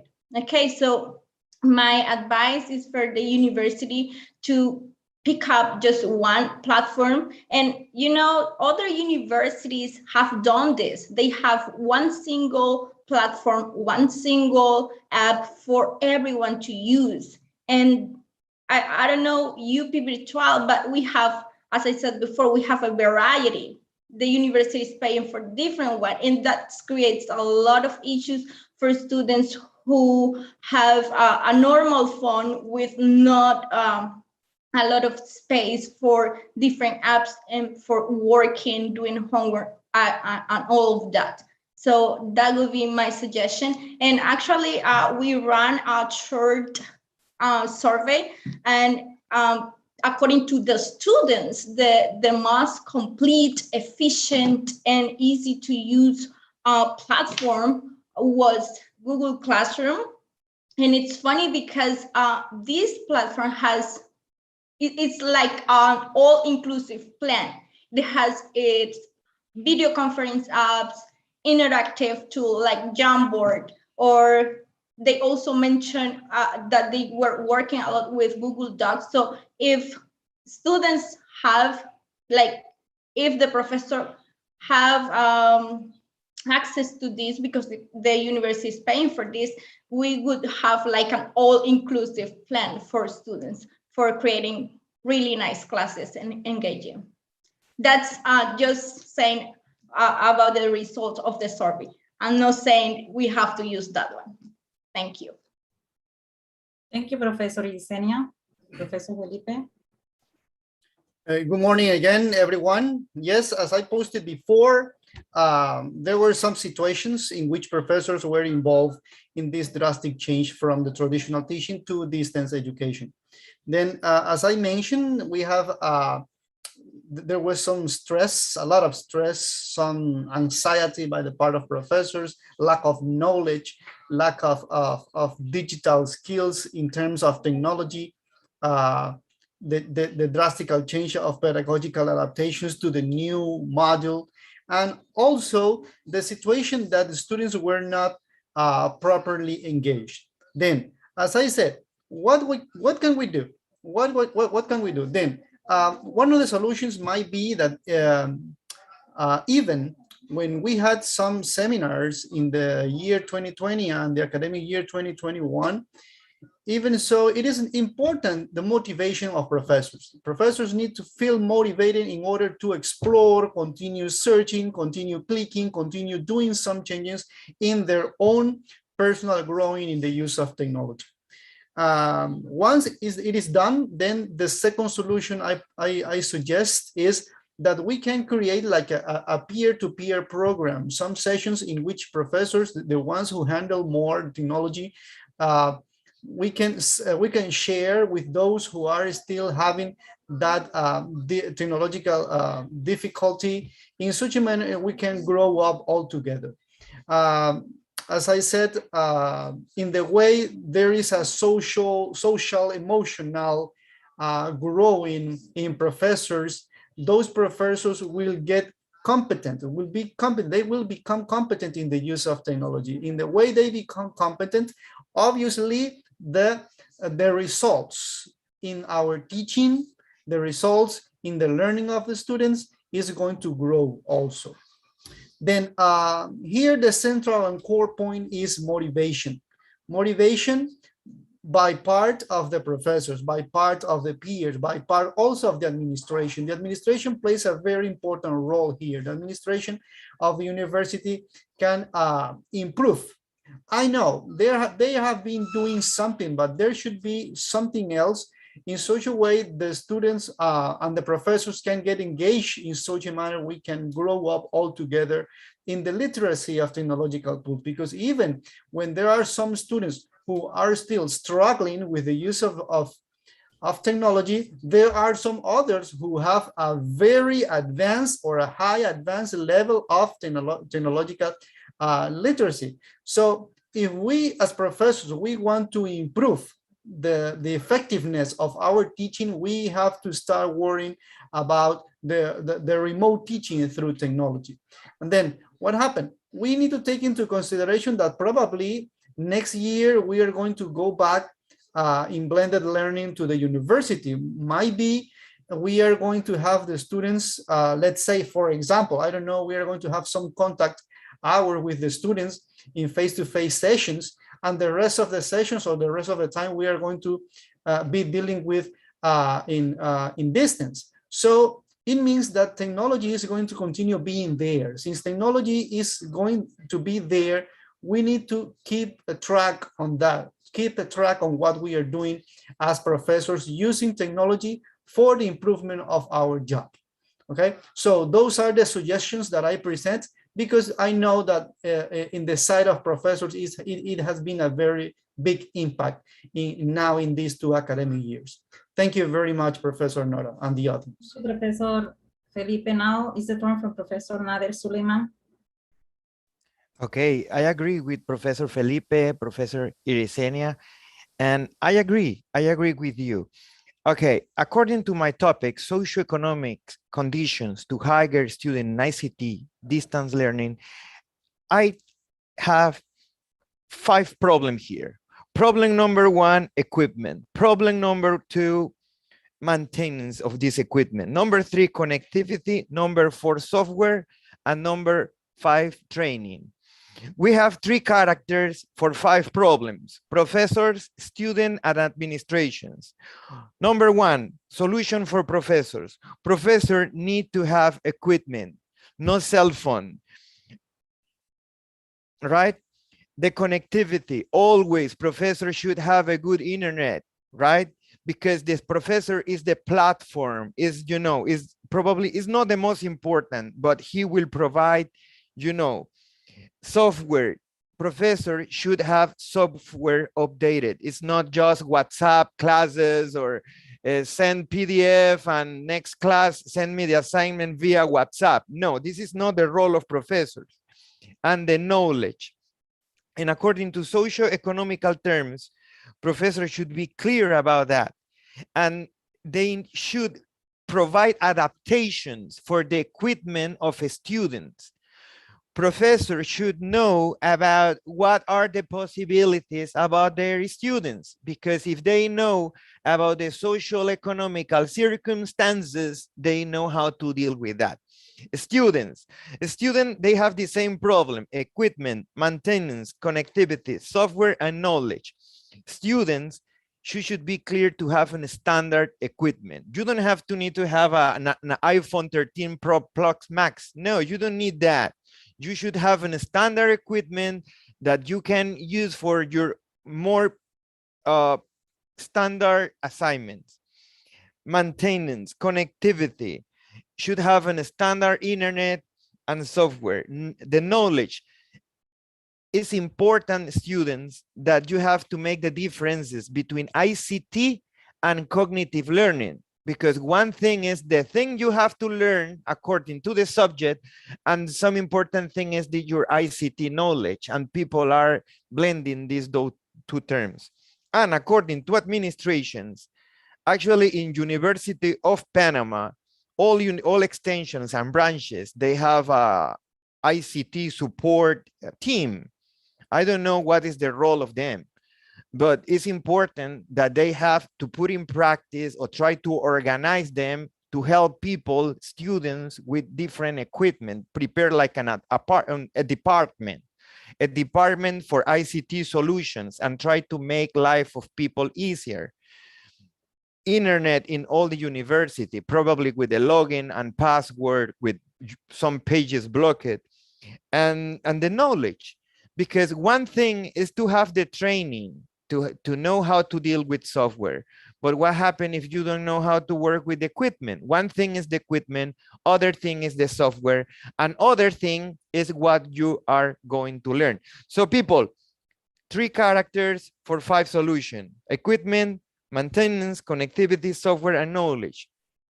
It's a balance, because if we continue working like now, we were going to produce a long distance between socioeconomical realities, right? So I hope you are agree with me. Thank you. Okay, thank you. The last, Professor Laira Nunez, with your solution. Thank you, Professor Laira.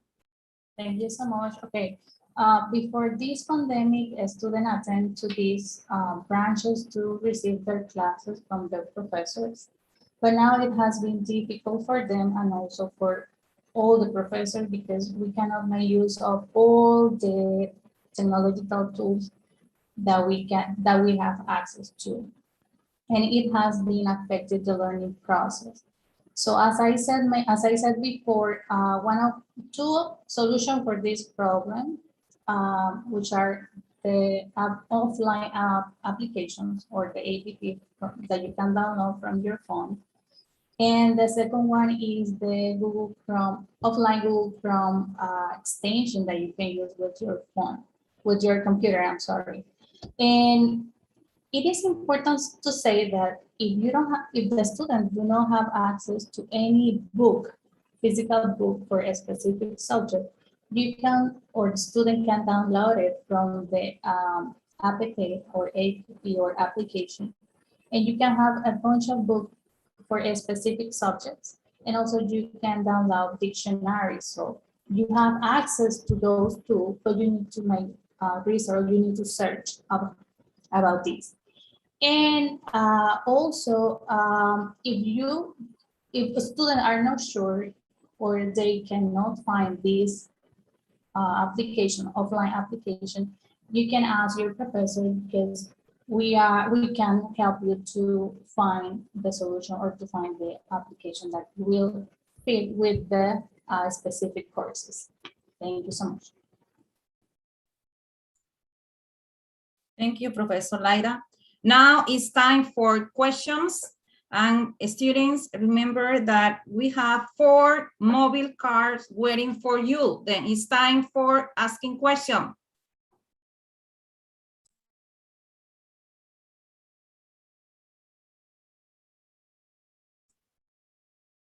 Question? Me, Professor, yes. Okay, Yesenia Almanza. Go ahead.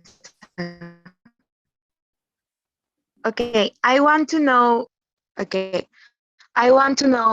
after this and avoiding all the problems that involve with connectivity.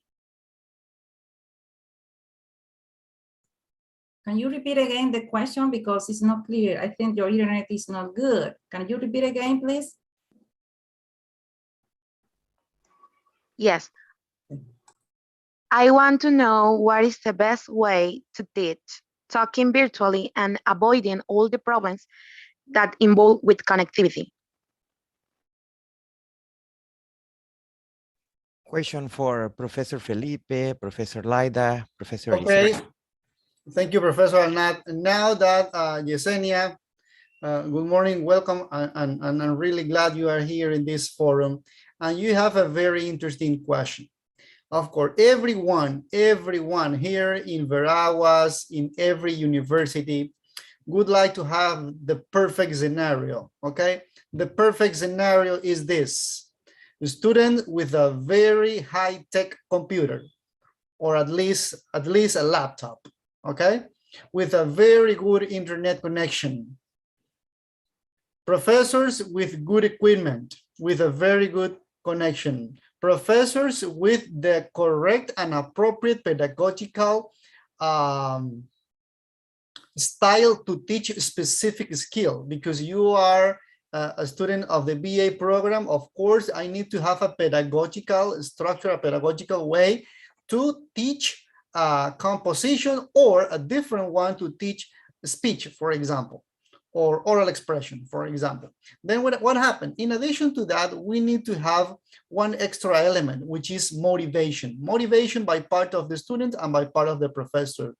The student needs to have that intrinsic motivation to learn, to acquire what the professor is saying, to acquire what the professor is providing. And the professor should have also a good motivation to teach, to do his or her job properly, correctly. Then with that scenario, of course, the effectiveness of teaching and learning would be great. Okay, that would be the perfect scenario, and that will answer your question. What is the best way to learn and what is the best way to teach through distance learning? Okay, at this moment, you are receiving the classes and the professors are providing the instructions. So we need to take those things into consideration. Thank you very much, Professor Nader. Yeah, I agree with you, Professor Felipe. But according to the Yesenia question was about what is the best way to teach virtually, right? That's the question, Yesenia? Yes. Yeah, look, it's a very subjective question because professors' styles are different, students' realities different. And as Professor Felipe mentioned, you know, the subject you're gonna teach, it's very subjective, right? But it's important to take in consideration that the information. It's very important that students and professors keep a good communication, a good flow of communication for questions, for feedback, most of the time. And number two, the organization of files. In a group, in a class, you should have a good transfer of communication and storage. Because what happens if you have all the super tools in the world, but you don't have the enough storage capability to organize? Because in a virtual class, administration has an important role. Okay, I would like to add something else. In the case of professors, I think that it would be really good if we create these interactive activities and a lot of games to check on students' understanding. So we have to include not only the app for the video conference, but we also have to add a lot of different tools for engaging and interactive activities. I was talking to another students last time, and she said like, I don't know my classmate. I don't, because she was in second year or something like that. So she hasn't even talked to her classmate. So we have to promote that interaction between students in the classroom, like during the video conference. That would be very, very motivating for students as well. Thank you. Okay, one more question, student. Hello. Me, Abner Tejeda. Abner Tejeda, okay. Go ahead, Abner. Well, I've listened to Professor Felipe talking a lot about motivation. So I'd like to know which are the specific strategies that the English school will use to motivate students to continue, attending the classes and being active in the classes.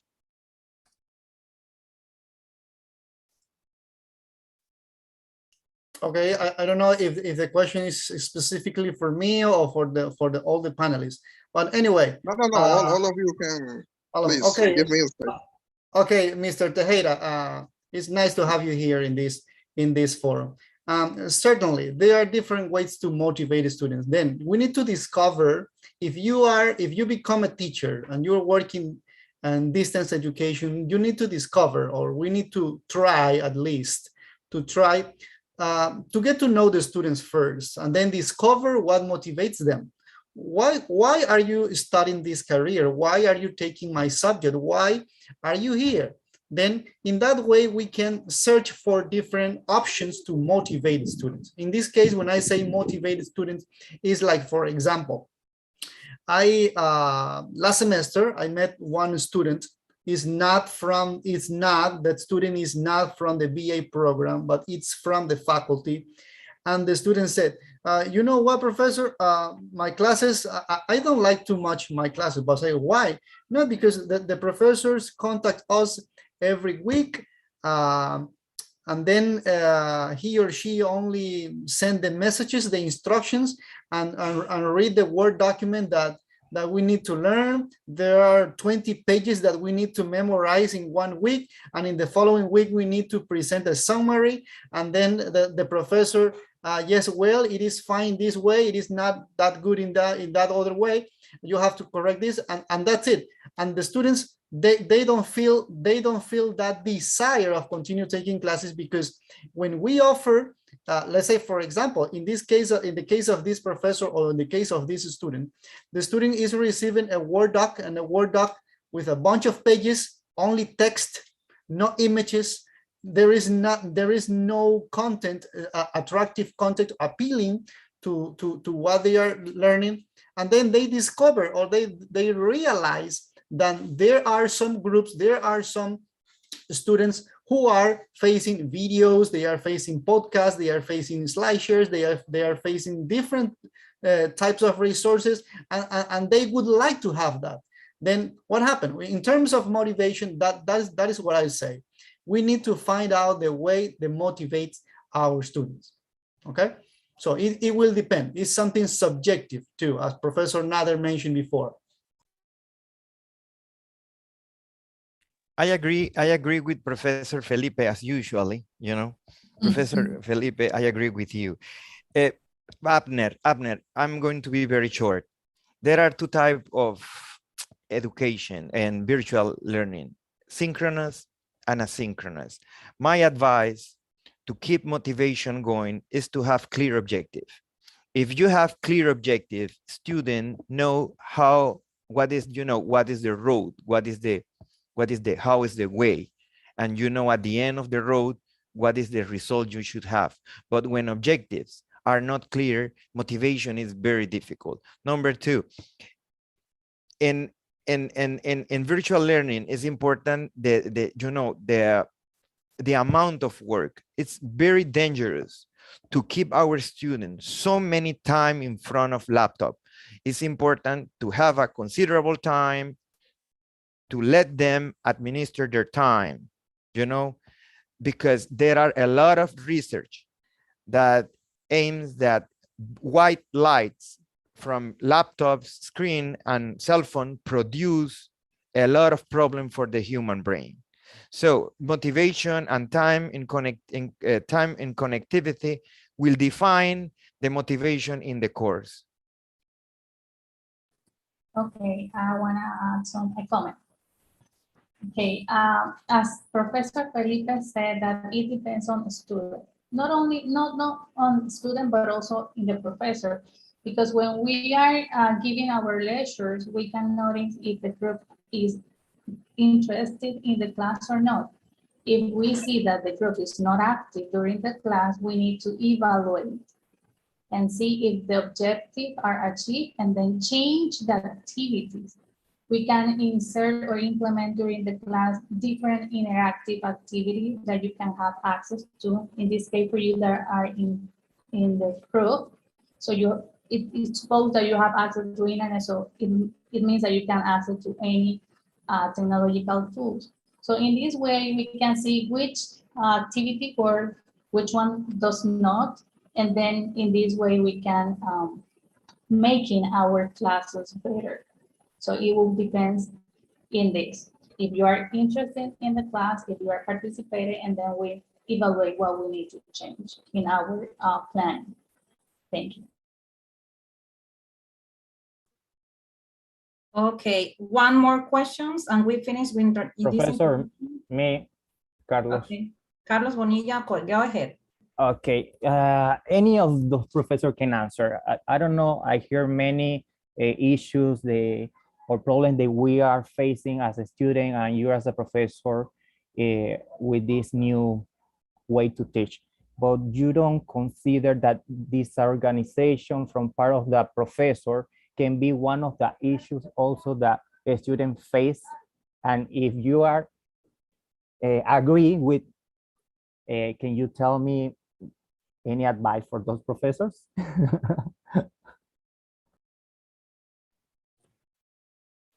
you Carlos, talking about the plan yeah. or how the activities are developed during the virtual conferences?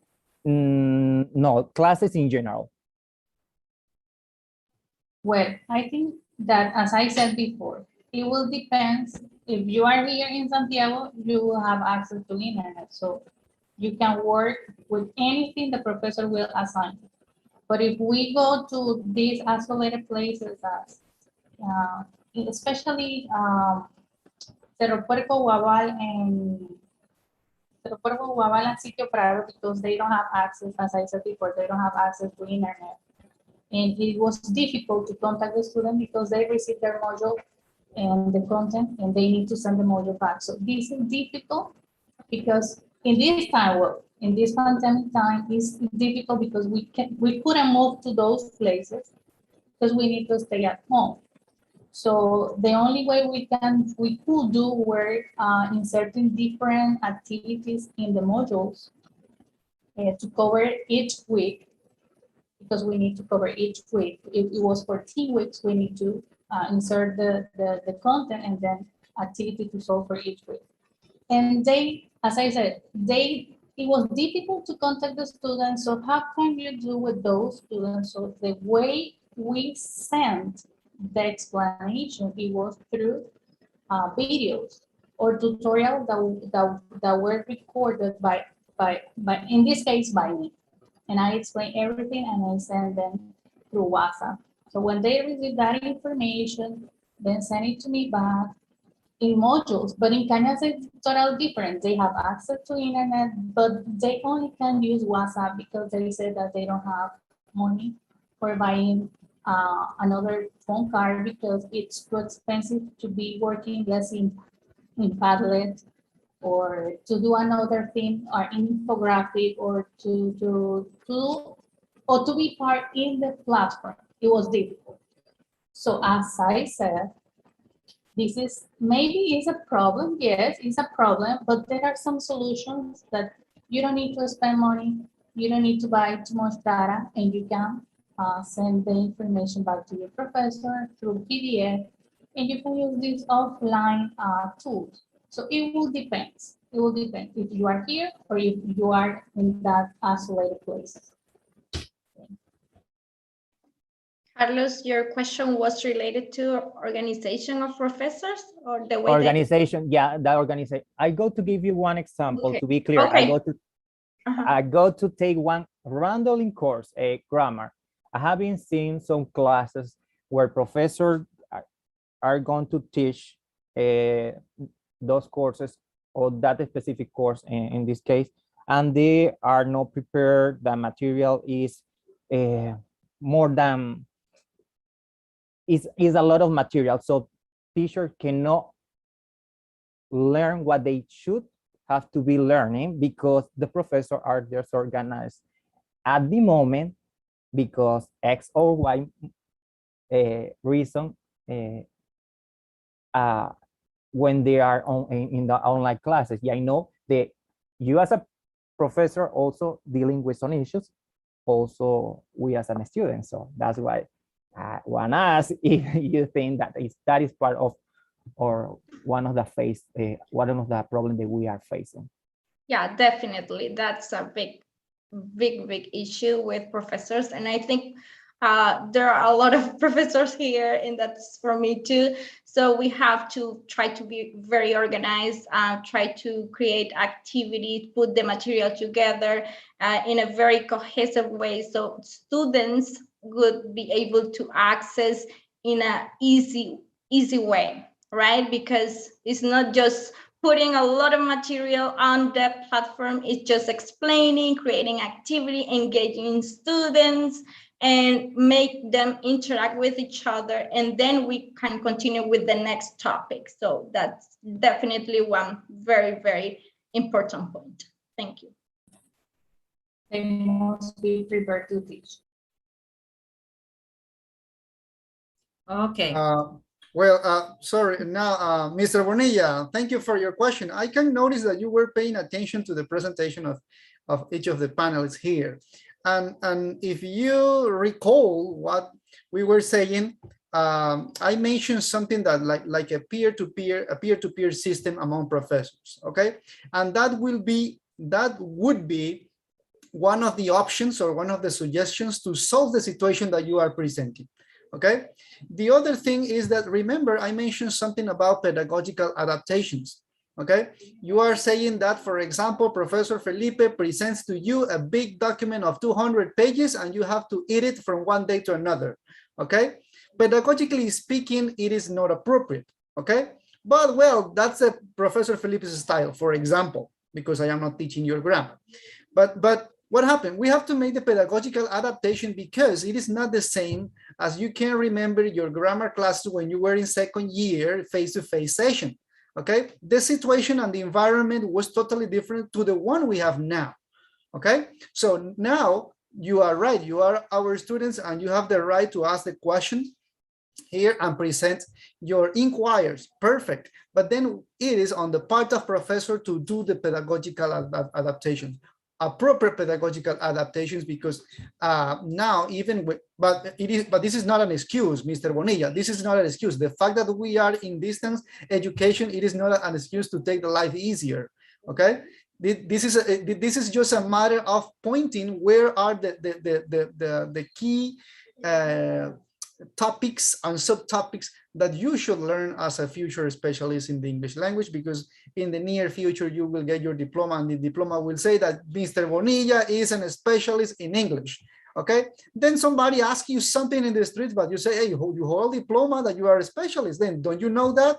Then what happened? You are going to recall, Professor Felipe didn't teach me this. Professor Felipe never mentioned this, you see? So these are different sorts of situations in which we can get an agreement. Certainly we can, how can I say, as Professor Nader said before, this is very subjective also, okay? This is subjective because my way of being and my way of teaching perhaps is different to the one Professor Irisenia's way, okay? Perhaps she has a better way, but maybe the motivation and the attractions and what is appealing to her students is different to the ones my students have, okay? So those are different elements that we need to take into consideration. And obviously, yes, Mr. Bonilla, it would be nice, it would be great if all professors go on the same way at the same path, okay? At the same pace too,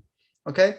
Because we need to think on the benefit of our students. Thank you very much for your question and your attention. Thank you. Now we have words by the Professor Nadila Sanjur in charge for this event. Professor Nadila, coordinator for this event. Professor Nadila. Good morning, everyone. On behalf of the committee, I would like to thank you guys. All of you have done a great job. And to also the students. This session, remember, was for students. We have in the afternoon the session for professors. So great that you've been able to discuss, especially the discussion of the panel discussion or forum discussion, whatever, the problems that we are facing with internet and the online classes. And I guess you have approached the problem well. You have provided some solutions.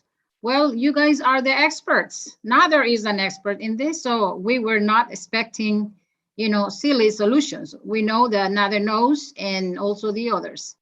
But solutions are not like one-way path. It is a team. We need to take into account students.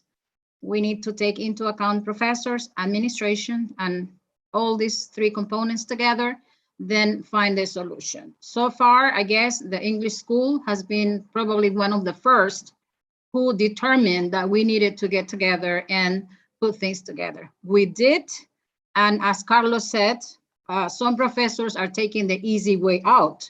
Okay, now we are online, I don't have internet connection, my students are all extremely poor, they cannot connect. And at this point, many students don't know their professors. They have never seen them. So this is another way of the Panamanian way of life. You see, the Juega Vivo thing? Now our students are doing that, our professors are doing that, so that is expected. Remember that this is Panama. The point that I wanted to discuss with our professors is, and this goes for those who are experts in technology, to what extent or exactly what does a professor need to know to conduct online classes without becoming an expert in technology? Because we are not experts in technology. Neither is, and some professors also are also experts, but most of university professors are not.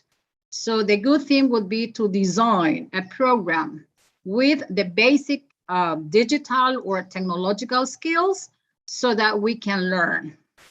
That is something that I'm planning to develop so that our students will be happy having, professors there to teach online. It is not a big deal, people. What Professor Felipe is saying is, and the others is true. Sometimes you just send a lot of material, and on online classes and on face-to-face, that is not correct. So it has nothing to do with online classes. It has to do with professors' responsibilities, not professors' motivation. What is the motivation of the professor? The money they are making to teach. What is the motivation of the students? The certificate they are going to get, saying that you guys are teachers or translators, or I don't know what else. That's the motivation, that's it. So what you guys want, you students want, is a professor you can ask questions to, and that professor should be able to answer. The other things, how to send information, how to receive information, that is something that specialists have to tell us, this is the best way to do it. And that will probably solve many of the problems you guys have presented here. So thank you very much for, I really like this. I've been listening, and wow, I am very, very, I don't know, you guys students, if you have liked it, but yeah, maybe next time we should have a student talking about your problems. And now we say, wow, that's true. They have been through so many things and we didn't even think about that. But anyway, so I hope students, you have enjoyed this cycle of conferences, and we ended up with the forum.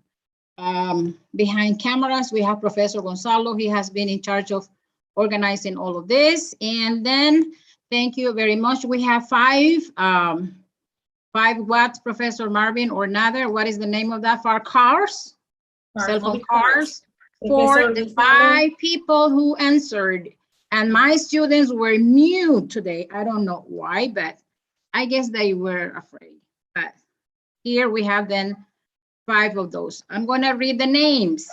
Nader, do you have the names? I have the name. Okay, number 1. The first one who asked. Navarro. Who? Emmanuel Navarro. Emmanuel Navarro, number 2. Yesenia Almanza. Yesenia Almanza, number 3. Abner Tejera. Tejera Abner, number 4. Carlos Bonilla. They were 5. We have one more student. The first one who asked Professor Celso, Gilberto, I don't remember. No, I didn't take the note. I have the recording. I'm going to, that's my homework. So great for those people. Thank you for coming. Do you have any other question? Thank you. Most of those students who asked are my students, you see? So I'm very happy that they were paying attention. Any other question? Thank you, Carlos. Carlos, we'll talk later. Okay, people, if you are, there is something very interesting in the afternoon for professors. But since you guys senior students are going to be professors, pretty soon it is, teachers, pretty soon it's good if you can attend that forum. It is an international forum that was brought to us by Mr. Gonzalo. He's becoming international too, so it's going to be great. So we invite you to be there. It's going to be at 4 to 6, and it's going to be very interesting. So hope you guys can make it at 4 today. And of course, professors have to be there too. Any other question or something? If not, thank you, host. Thank you, participants. Thank you, students. A collective picture from everybody. All right, Professor Nora, anything else to say?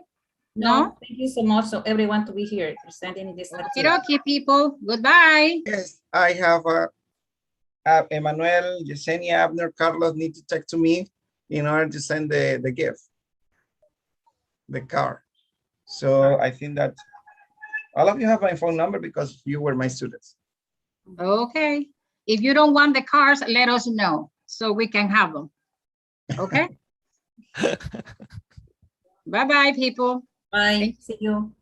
Thank See you. you in the afternoon. Nada, did you take the picture? Okay, let's open cameras, people. People, open cameras, please. I'm going to count until 5. 1, until 5. 1, 2, 3, 4. Okay, hold on. 1 minute more. Okay. Okay, very good. 1, 2, 3, 4, 5. Don't go, don't go. We have 6. It's very crowded here. 1, 2, 3, 4, 5. Next, I have this. It's very crowded here. Open cameras, please. 1, 2, 3. Okay, 1, 2, 3. Okay, no more. It's enough. So thank you. Okay, bye. Bye-bye. Bye-bye. Okay, see you guys. See you. See you. See you.